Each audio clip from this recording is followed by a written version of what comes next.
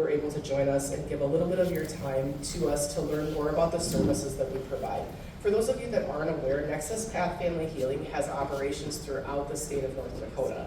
We provide services to children and families who come to us from a wide variety of avenues. So we have a psychiatric residential treatment facility here in Fargo called Luther Hall. It's a 16-bed facility that supports young people who need to be away from home for a period of time due to psychiatric conditions. We have our treatment foster care program, which is incredibly innovative and wonderful, and we are invested through the state of North Dakota to provide that service.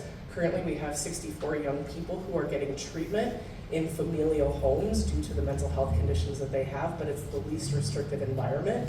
We're also working with the state of North Dakota to ensure that siblings are able to stay together. So if a child comes into treatment foster care and they have siblings, they're all able to enter into that service as one family unit, keeping continuity of care. We also have our independent living programs, and if you've been to one of our events before, we talk an awful lot about these wonderful programs. The Chafee program, which is a federally funded grant program that supports young people who have spent one day past the age of 14 in the child welfare system of foster care. We are able to provide them with support as they move into adulthood through independent living skills, through support for their ongoing education or vocational training, and we provide case management services to them as well in all 8 regions of North Dakota.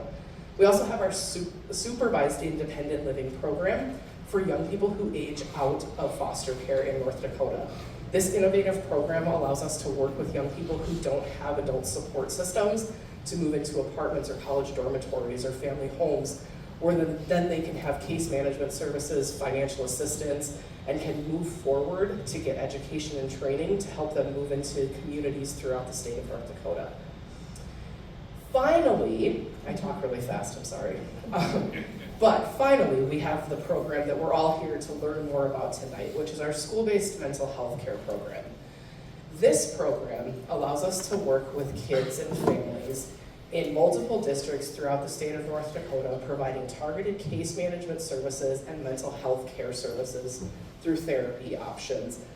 This program is designed where our employees are embedded into local school districts and work alongside school staff and are able to support the needs of children and their families who come to us through a wide variety of avenues, but the child has a mental health diagnosis that requires them to need more support than what the school itself has available to provide.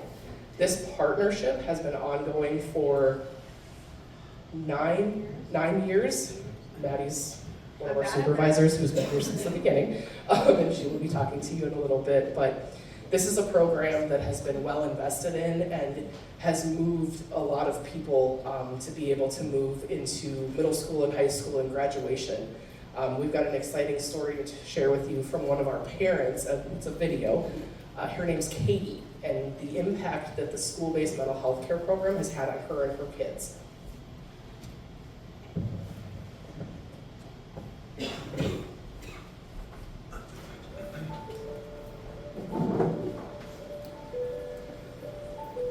I was here in 2011 when I had my oldest son. I had him at 16, so I became a teen parent. And then I came back in 2017. I had my oldest Zeke and my youngest son, Anakin.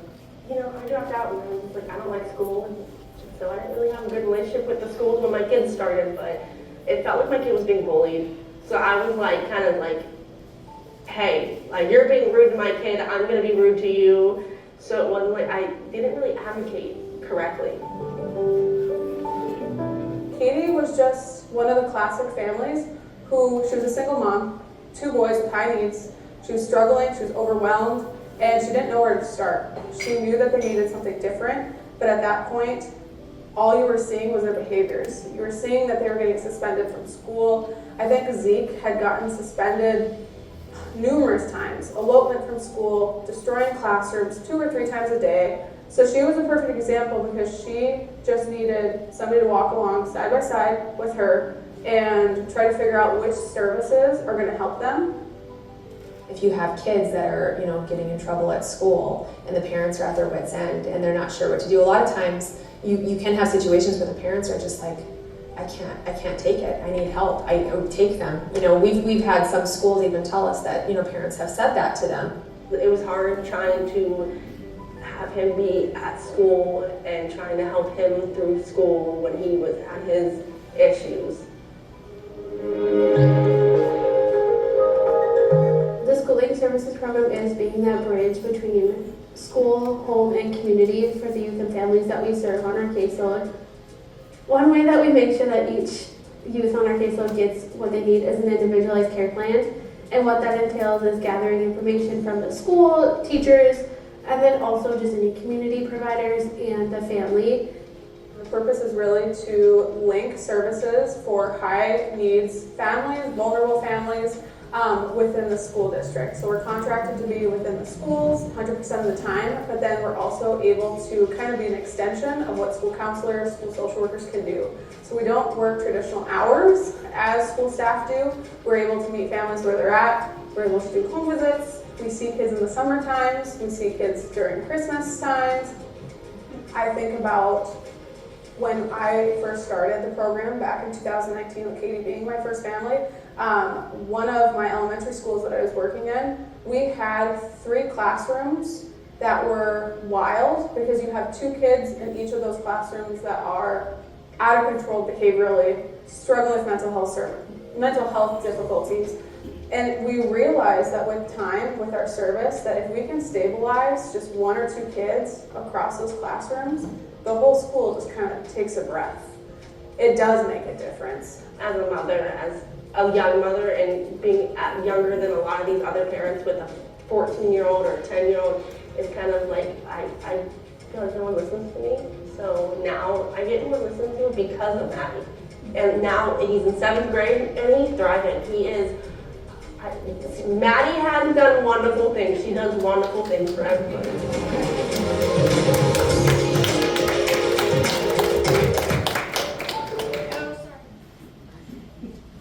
Well, as you can see, we have someone famous in our midst. School-based supervisor. We are lucky enough to have Brian Marcus and Mariah McKenney from Carl Ben Eielson Middle School. Carl Ben is one of the best relationships we have in our schooling to mental health program. They are wildly invested in the services. They are wildly invested in opportunities to partner and grow. They are the first middle school that we ever entered into, and the impact that this program has had on kids and on families is something that they will share with you. But we are so thankful to the Fargo Public School District and Carl Ben for the ongoing relationship, and I can't wait for you to hear from them about the impact this program has had.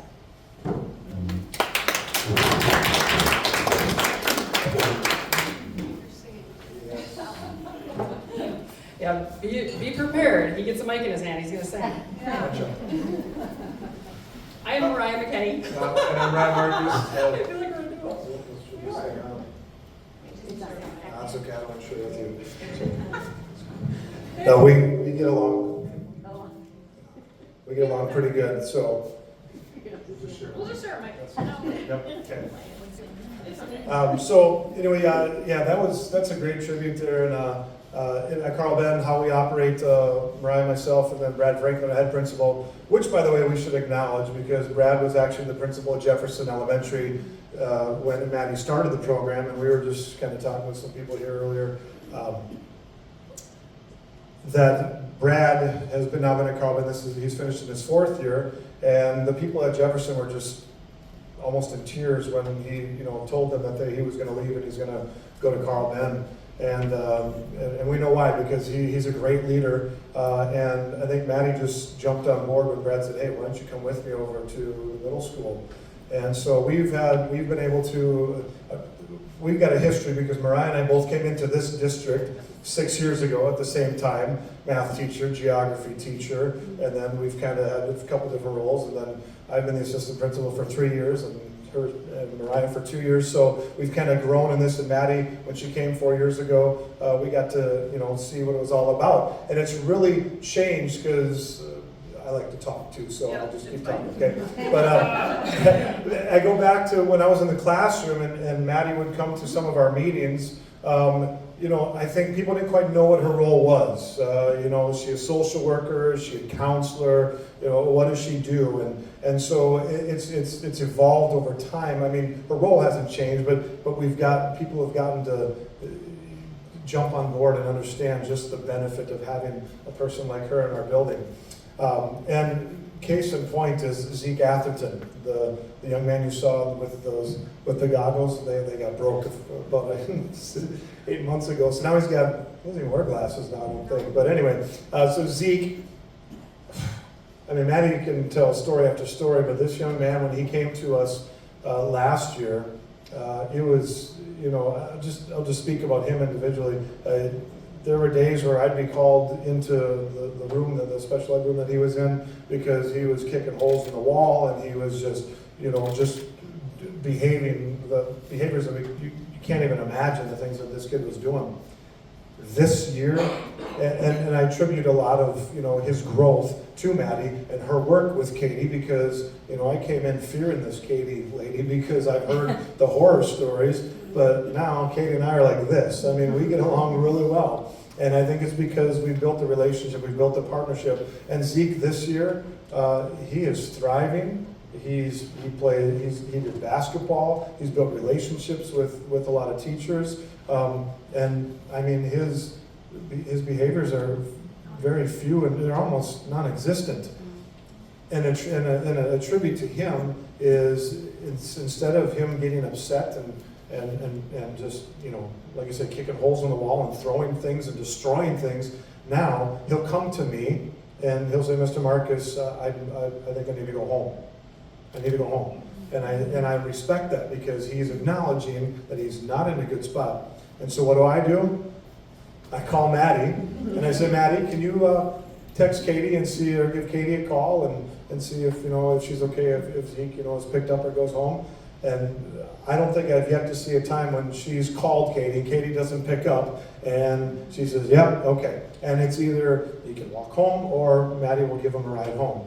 It's been fascinating. So that is just one story, relating to what's here, and I think the growth that mother has gotten, because she's right. She hated the school system. I mean, and even I could go back. I mean, she'd threaten me, and she'd threaten lawsuits, and she'd threaten everything under the sun.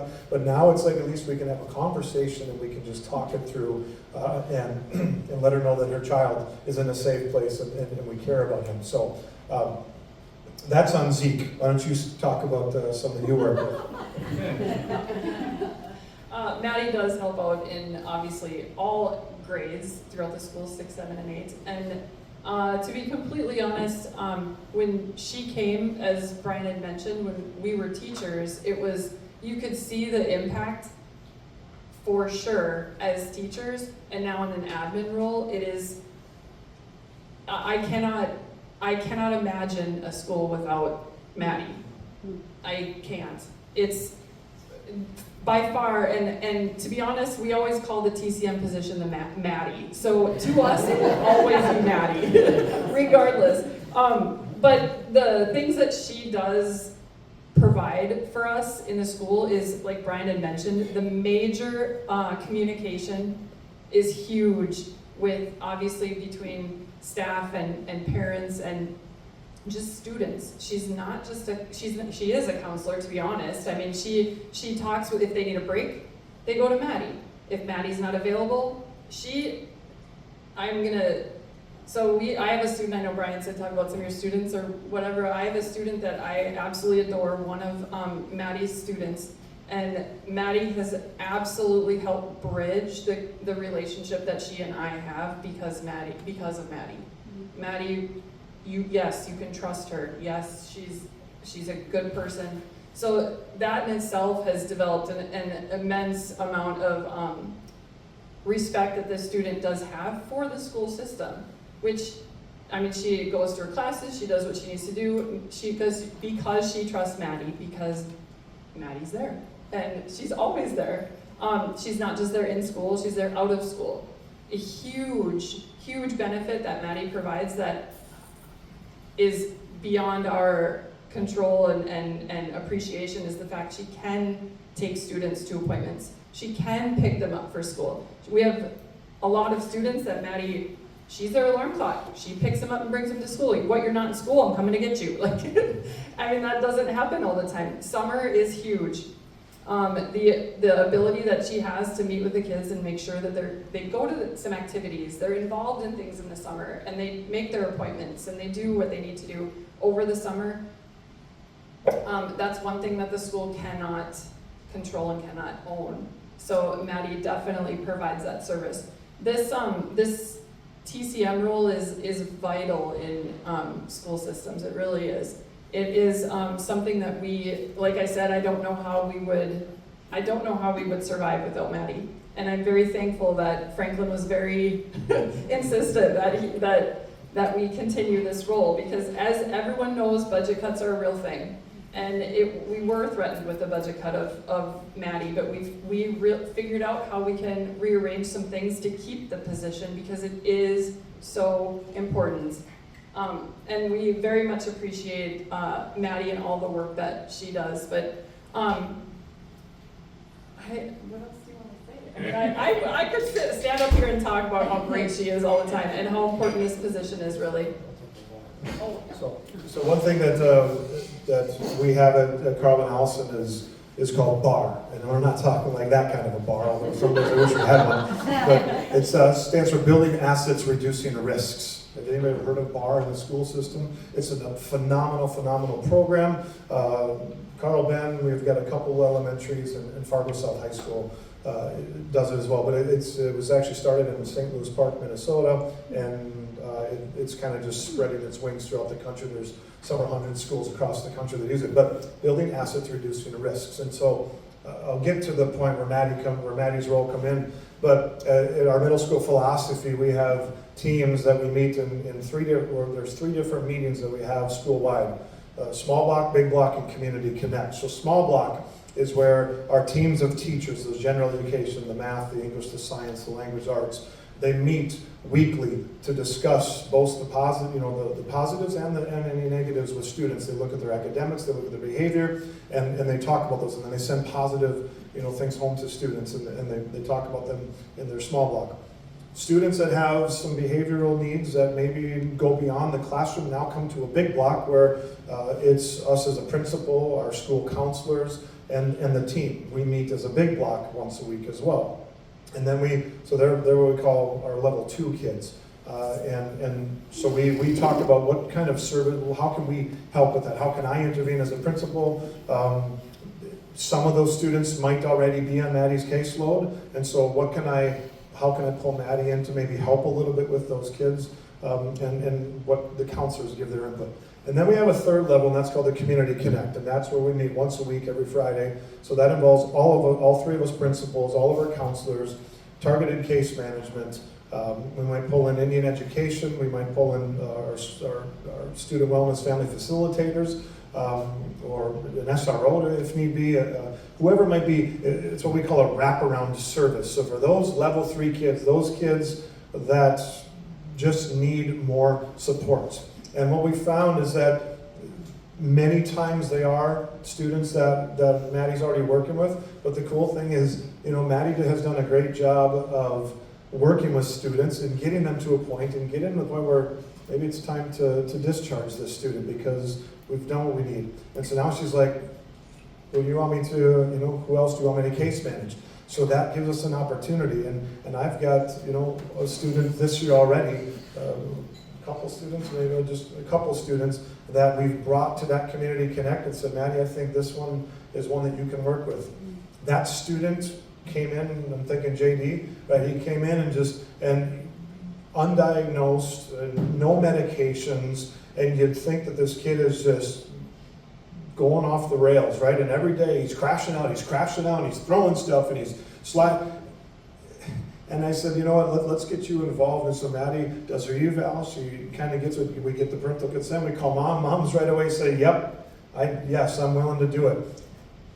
That was probably January, and now to this day, this kid has been seen. Maddie has lined up all of the appointments, gotten him to see the medical providers that he needs, gotten him diagnosed, has gotten him on medication, just got another medication 2 days ago, and now this kid has that support, and on those days when maybe he is off, Maddie as well, she'll come and just take a walk with him, and she'll talk with him. And so, again, that's another example of that student. If there wasn't somebody like her that we could rely on, I don't know, we ship them off to our level D facility and, in a closed facility. We don't want to do that to any of our kids. But it provides that opportunity to do that. We talk about communication with home, the language barriers that we get with some of these students. Like, Maddie, Kate, I was trying to crack the numbers. I think I've got 6 or 7 seventh graders, so we work quite a bit, and actually discharged some and picked up a few. And one of them, there's a language barrier. Nepali student speaks, very fluent English, but the mother no English whatsoever, right? And I don't think she speaks English. So there's interpreter. So if I've got an issue or if we've got something we need to talk to mom about, I say, Maddie, I need you to get this message to mom. And she's got direct connections to the interpreter. She even, if it's need be, she'll go to their house and she'll bring the interpreter along. She'll give the message and what it might be, or if there's a communication that needs to come back to us. Without her and without that service, there's no way. And in case that same child I'm talking about, at 3:28, the bell rings at 3:30, and then at 3:28 we got called because he was Today. At 3:28, this afternoon, he was, got upset in the class and he was, threatening to fight somebody and whatever. But we intervened and we brought him in, and he was just, ugh. And I said, man, let's go to Maddie's office. And we brought him in and we talked to him. And I think he started crying because he was just still so emotionally wound up. And I had an IEP to go to, I had bus duty to get to, and Maddie says, how about you just stay with me, and when you're ready, I'll take you home.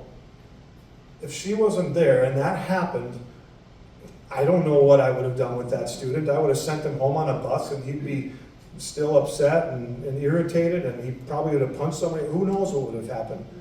But that's just another example of just how valuable having her in the building is. And when she's not there, and she now has to have a whiteboard outside of her window that says, in from 9 to 11, appointments from 1 to 3, so that I know, so the kids know, because kids will come by and like, where's Maddie? Well, she's out. And so she learned real quick. And then she learned that she needs to tack it to her door, because some kids will walk by and knock on the window and falls over, so she's learning too. So it's so valuable to have her in the building. You did a really good job. Yeah, thanks, Norm. Go ahead. I have a question. Just wonderful services. I'm glad to hear about Zeke. And I'm wondering what's going on in their homes that even Zeke comes to you like this.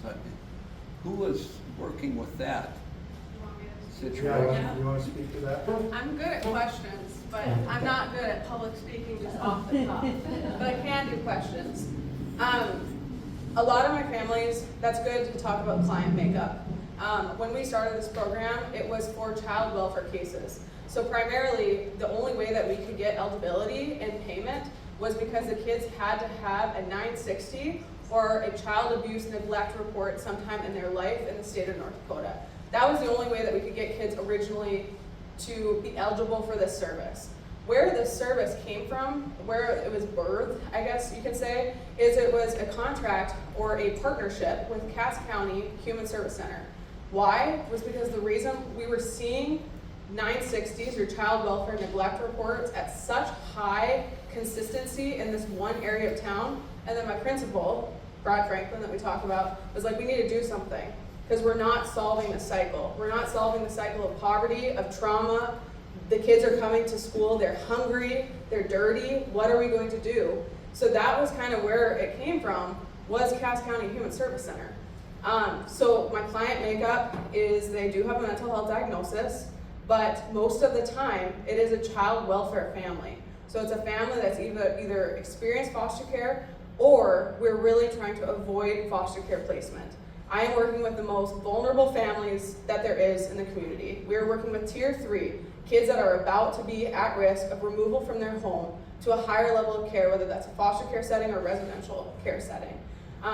What goes on in their homes? Neglect, abuse.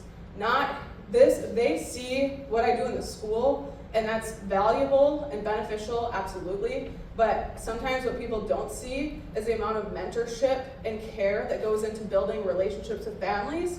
Katie is a very good example. She had padlocks on her doors. She didn't know how to parent, and we kind of just learned together. I was the exact same age as Katie when I met her, and she didn't know parental skills because she didn't have anyone to teach her parental skills. She came from the cycle of poverty, trauma, and abuse. So she just needed somebody to stand side by side in a non-judgmental way and teach her that these are the parental skills that we need. So that's that doesn't get talked about enough, is the amount, and we talk about Maddie, but there's so many of me across our community and across our state that is doing the exact same thing as me. But it is those parent relationships. Katie never would listen to school. She was very traumatized by school herself, and it wasn't until I was able to come in and say, no, Katie, I was with Zeke today, and it really was bad. She trusted me of knowing that behavior was really bad, so she knows to answer my phone calls.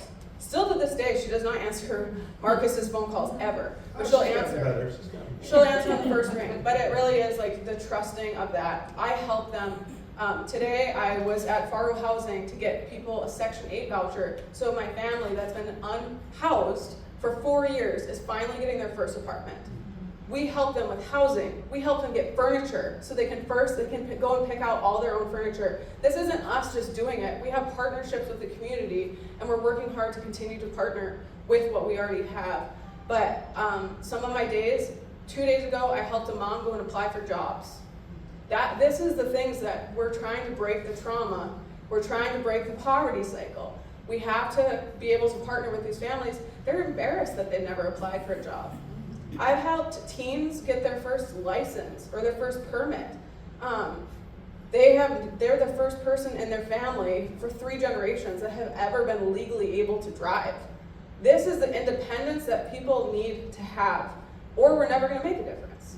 So thank you for that question. I think that was You're very kind good. of parenting in a way. Yeah. You're parenting the family. Yes, and I again, there's a million of me. It's not just me. This is not good humble pie for me to handle. But realistically, how people describe my program often, or the school-based TCM program often, is we are kind of the parents. I don't know what is going to be discussed tonight, but I think of one of my cases. They had come from Belcourt Reservation, and I had met them in their first year. And this girl was 14 years old, and she got pregnant, and she had to drop out of school. But I helped her get a laptop. I helped her enroll in virtual schooling. At that time, she was unhoused, so they were just couch surfing from place to place. And I went to every single ultrasound appointment with her because she didn't have a mom that was able at the time to be there for her. And I was there when her daughter was born. I was there because she was placed into foster care that same day. So instead of a foster parent who doesn't know her, I was in the hospital room when her daughter was delivered. So yes, do I feel like I kind of parent my kids? Yeah. Do I feel like I parent my families? Absolutely. But it's the most valuable thing. I can't believe that I get to do this for a job. Yeah.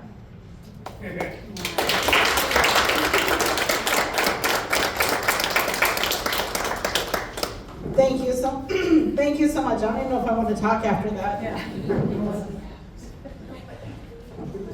So as you can see, I don't have to say, it goes without saying, our programs make such an impact on the community and on the lives of our kids and our families and the whole community. As I think Kate alluded to it, we're not just impacting the kids and families we serve, we're impacting the whole community at a time. And we're changing the schools, we're changing the communities.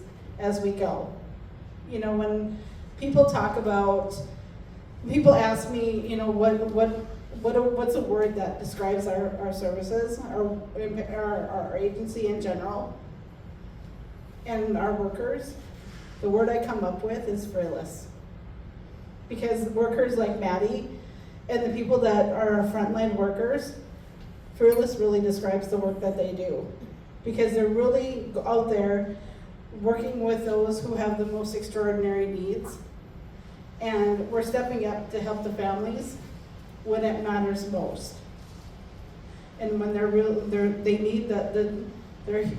challenges are the hardest, we're stepping in to meet those challenges the most. So whether you're here tonight as someone who's a longtime friend of Nexus, or you're someone who's brand new to our programs, I hope that you walk away tonight just knowing that our programs make a difference, and with a real curiosity to learn more about what we do at our organization.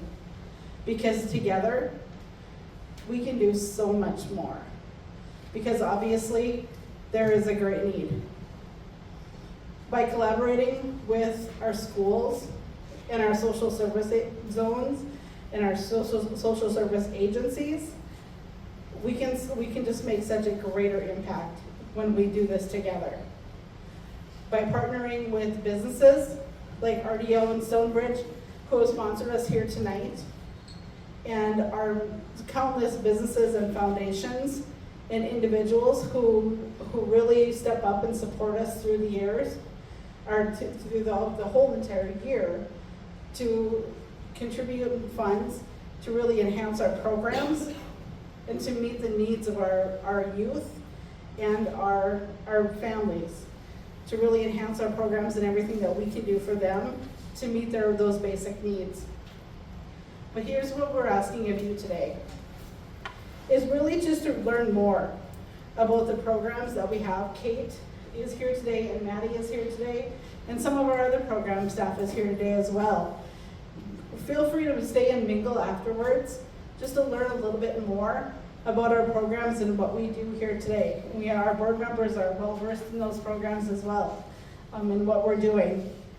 Make sure that you subscribe to our Facebook page and our Instagram page. Those are up here. That's a good way to keep in touch with us and just to learn more about what we do. Share the story about what you've learned here today.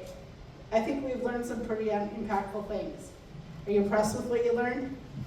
Yeah. I know I am. I'm just so impressed with the stories that we heard from you guys, and that real life, putting the wheels to the ground is really what this was. And just learning that impact of what we do is such an important piece of telling that story. So don't be afraid to tell that story with your friends. Talk to your legislators. Tell them that you care about mental health, and it's important to you, because they need to hear that. Join us. The financial need is there, and you can help us with that. As a nonprofit, we rely on your gifts, and they help us to expand access to our programs and that critical mental health need, and get those critical health needs met for our youth and our families. So we welcome you to stick around, have another drink, have some more appetizers. There's lots of food there. And if you're inclined to make a gift, there's a parting gift for you out in the entryway with a little bit of information about making a gift. And when you arrive, you may have noticed there's canvases out there that were painted by our youth. And there's canvases and there's stars, right? Not hearts. There's some stars out there that were all painted by our youth. Please feel free to take one, and just think of Nexus when you see that in your office or in your home or wherever you put that. So enjoy, just stick around and mingle. And thank you so much for coming here tonight, and we hope you learned something to take home. So thank you so much. Thank you.